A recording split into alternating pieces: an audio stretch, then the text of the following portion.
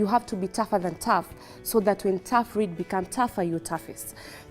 You've written security guard, but we're going for customer service jobs. In the morning, shock on me. There are 8 more kids. Children? Always there you have to work for about 14 hours, but are you giving up? No.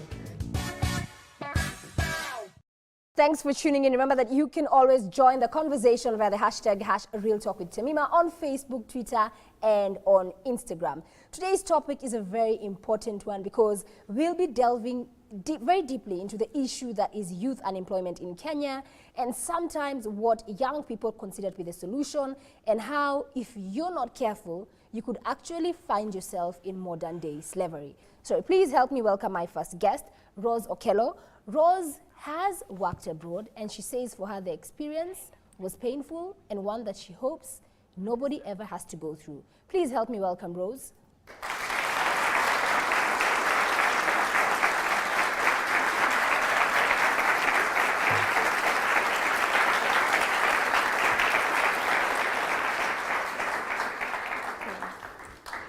Rose, welcome to Real Talk. Thank you. So you're a lovely lady. Thank you. Maybe just tell us a bit about yourself in the context of working abroad. I'm Rose Okello. I work in Dubai, and I started as a housemaid, my first step in Dubai, and it was not easy at all, because we think that when we go there, those people, yani, we will live our life, yani, we will have everything, things will be so fancy, but it's not like that. And we will think like the work being done there, it's like what we are doing in Kenya, but it's totally different. Maybe tell me a bit about yourself, because we have with us an audience full of young people, and if I just had to take a random sample of my audience, how many people are employed or have their own businesses?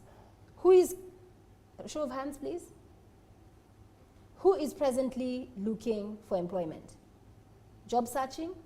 Anyone? Because there's a lot of wisdom in her story, and I really feel that the unemployment question starts from, if we go back to before you left the country, what were your prospects? You know, what were you doing with yourself? Had you undergone any training? Maybe just give us a bit more of that background. Before I left the country, I was working as a mjengo lady in 12 engineers barracks, and I'm an artist actually. But it was not easy for me to be an artist, and as well, I have no money. In Kenya, you know, if you're an artist, you have to have money, you have to have connections. So for me, I decided to go and work as a mjengo lady. So what were you doing in the mjengo? Mjengo.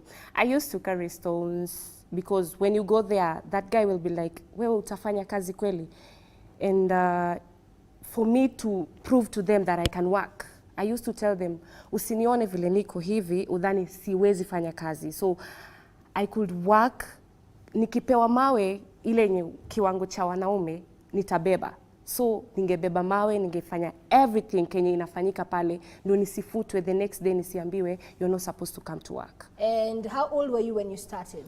17 years 17 old. years. And how much were you taking home on a daily basis? 500, but they were paying me weekly. On a weekly basis. Yeah. So you knew every day you worked and worked well, that ensured that you were allowed to come back the next day to work, and at the end of the week, you got your wages. Yeah. Which was like 2,500 per month. Yeah.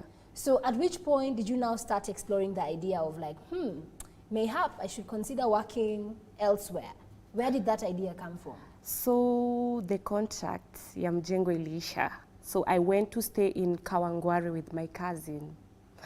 When I went there, I saw something like they need housemaid in Dubai, and the salary is more than 20,000. So nikajiuliza, I used to work as a mjengo lady, mbona nisijaribu hii? Alafu, I always say you have to be tough. You have to be tougher than tough, so that when tough read become tougher, you're toughest. So I said, I will make it. I called the guy.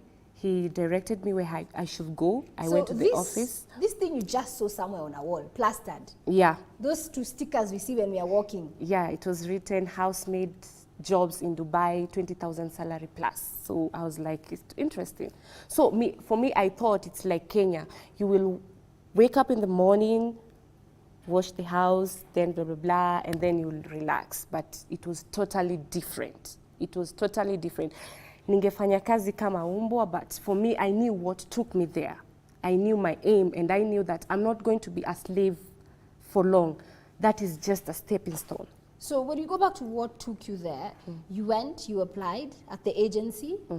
How did you save up the money for processing your ticket, your visa, everything? No, the agency, they paid everything, but I didn't have my passport. So I had to tell him to connect me so that I may push my passport. And then I had to go back again to work as a mjengo lady. So I got a contract at Yaya Center. Somebody was doing some, alikuwa anatengeneza, I don't know what that woman was doing. So I had to go and ask if I can work there. I can be sweeping, blah, blah, blah, carrying stones down. So they told me, okay. So I had to walk from Kawangware daily, from Kawangware to, at least Kawangware to Yaya, and then I will push myself. And then I could be saving 500 daily without taking tea, I could have taken nothing as I go to work. So the whole day ningeshinda njaa, bila kukula kitu, ningevumilia, ningesave pesa. Nilifanya hapo like 1 week. Nikapata pesa yangu, nikapata fare kunirudisha Thika because I stay in Thika. And afterwards ndo nikaita huyo mtu, nikamwambia nilipata pesa ya passport.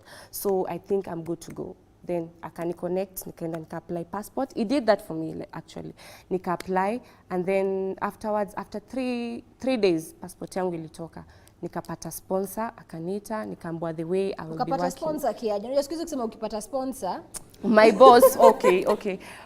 Mwenye nilikuwa naenda kufanyia kazi, we call them sponsor. They are the ones sponsoring your visa. So at least akanipigia, akaniambia niko na umbwa na niko na watoto watatu, 32, 30 and 27 years old. And I have a dog. So nikasema, nitaweza. Because wale kule watoto ni wazima.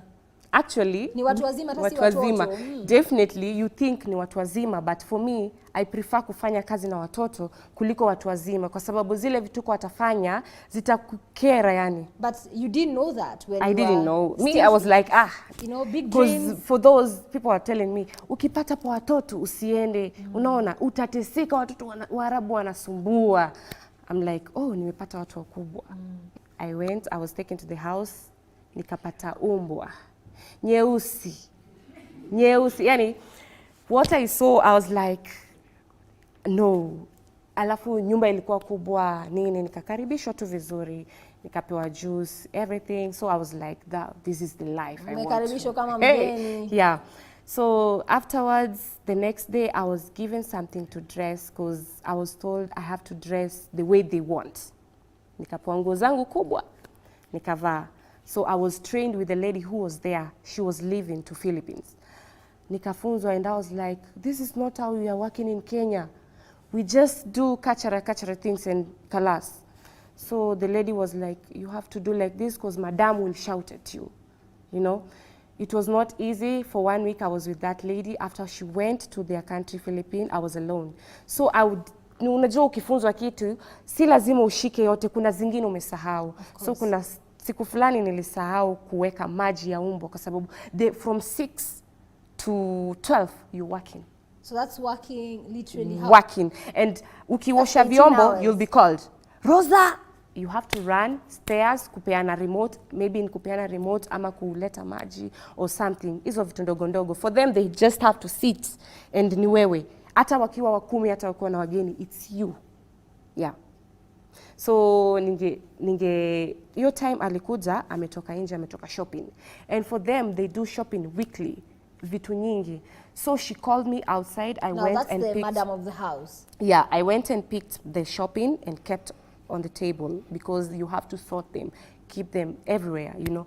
So afterwards, she realized that sikuwa nimeweka maji kwa ya umbwa. Akaniita, kaniambia, mbona Bizo why is she crying?